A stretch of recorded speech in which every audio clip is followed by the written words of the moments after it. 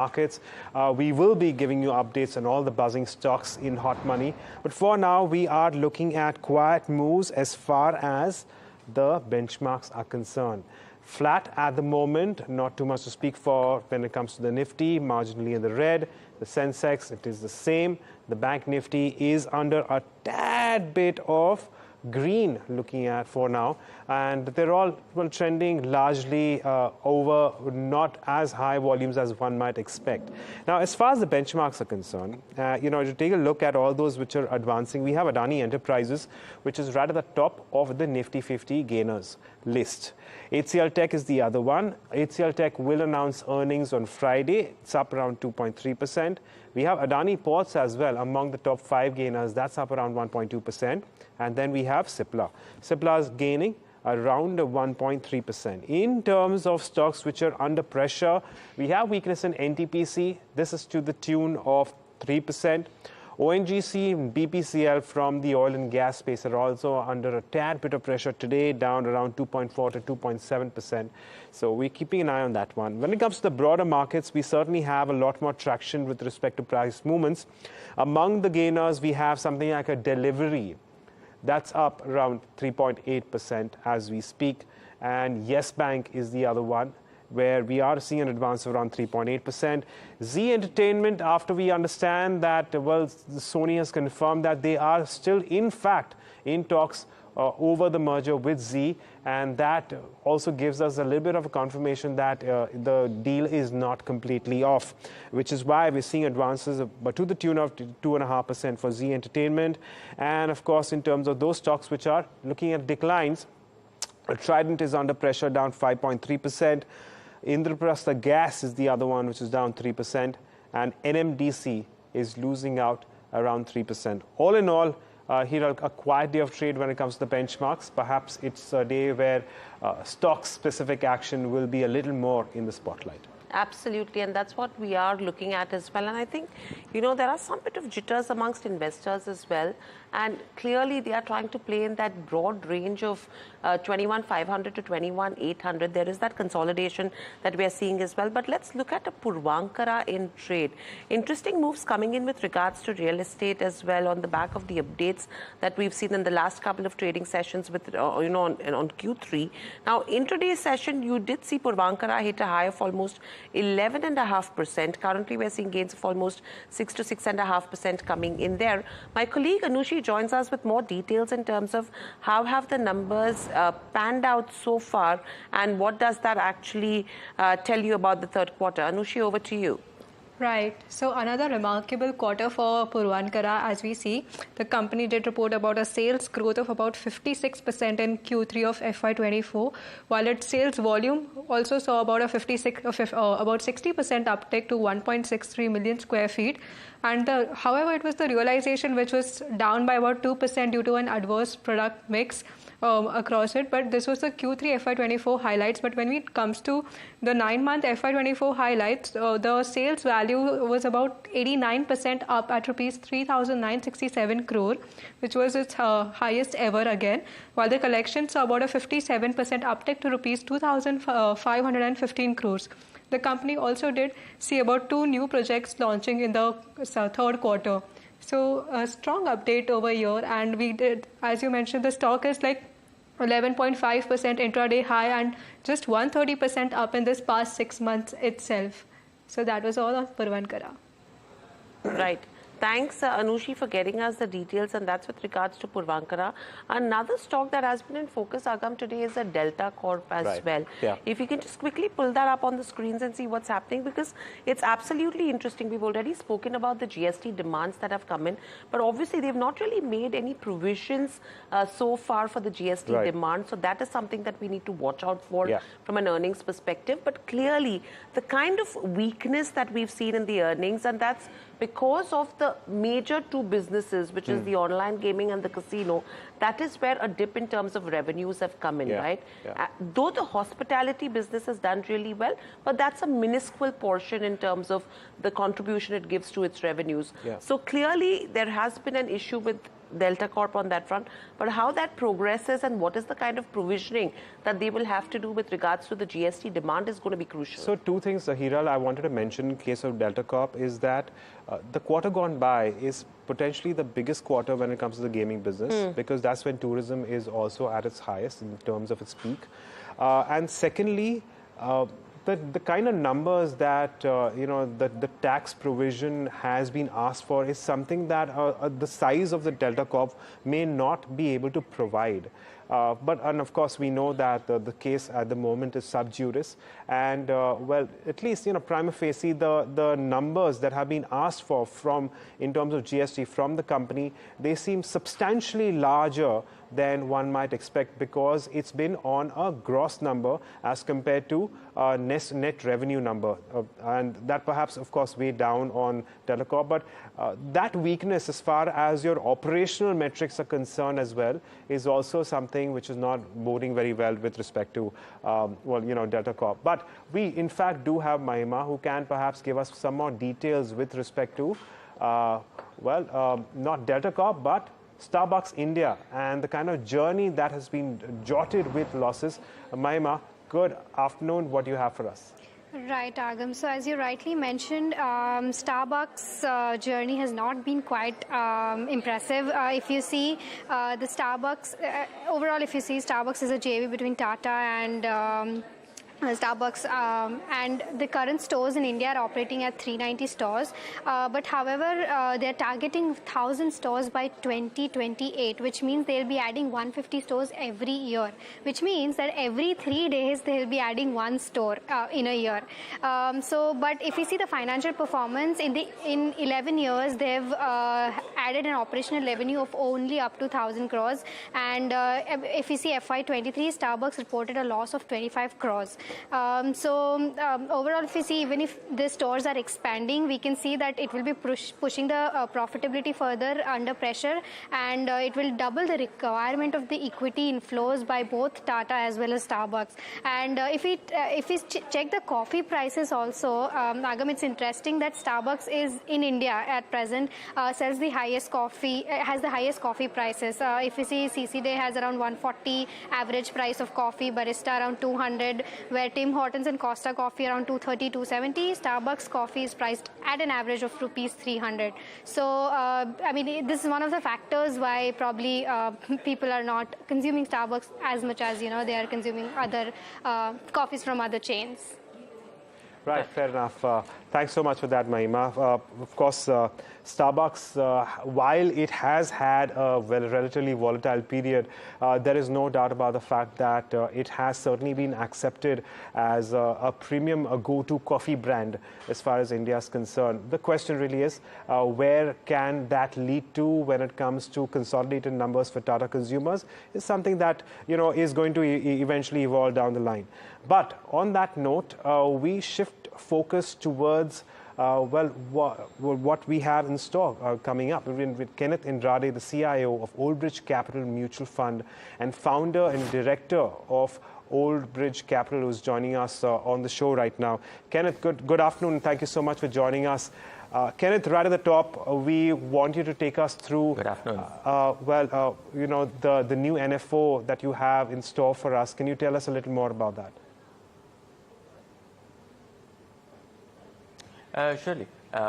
We're launching on the 17th of January, which is essentially next week. The NFO is going to be open for 3 working days. The category that we've chosen is the Focus category. So it's going to be an Oldbridge Focused Equity Fund, and it will be open for subscription on an ongoing basis from the following Monday.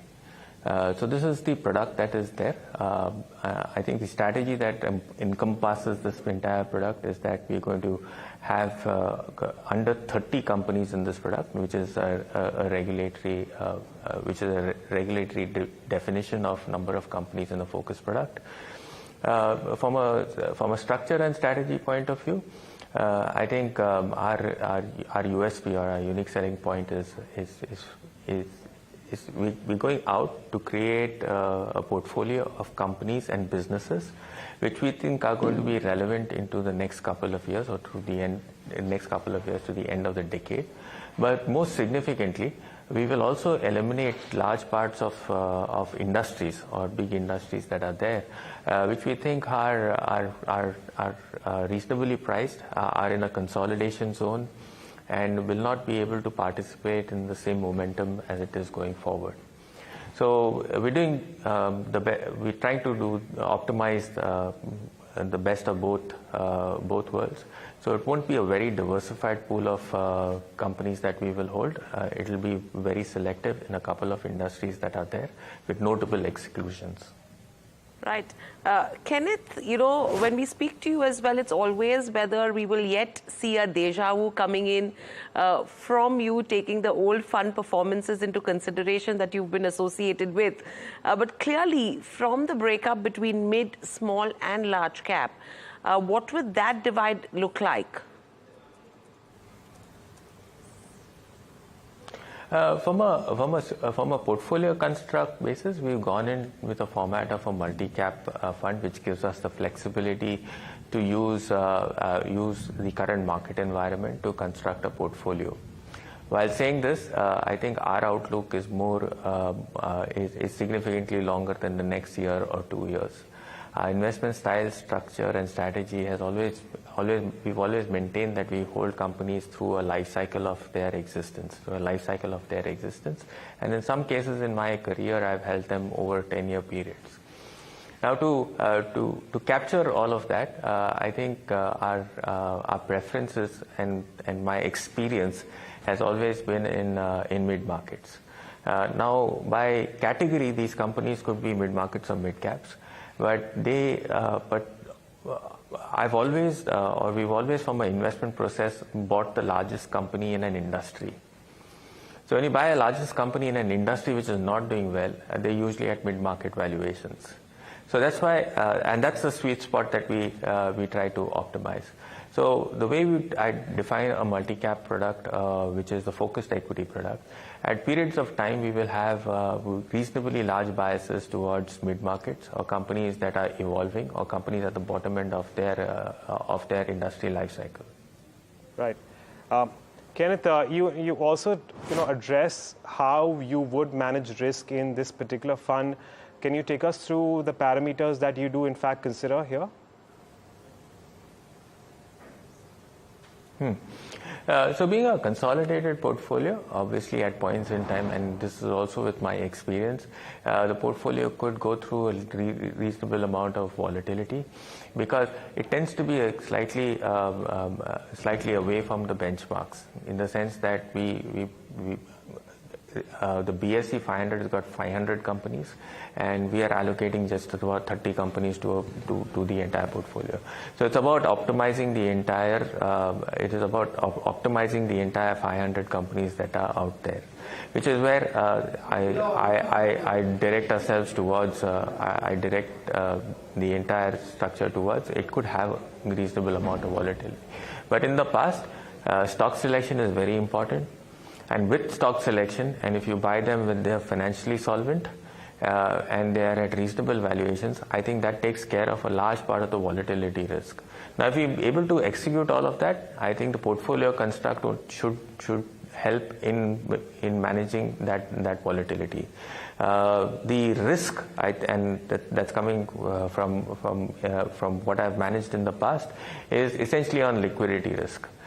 Because it is a reasonably consolidated portfolio, and at points in time we would have challenges if markets are not in our favor or companies are not going through the right cycle, that some part of the portfolio could have a liquidity risk, which we are always on top of.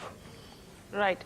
Kenneth, I would want to talk to you about the valuation and the timing of the launch as well, taking the potential valuations into consideration. But before that, we'll quickly slip into a short break and be back with our conversation with Kenneth Andrade, CIO at Oldbridge Mutual Fund. Please stay tuned to NDTV Profit.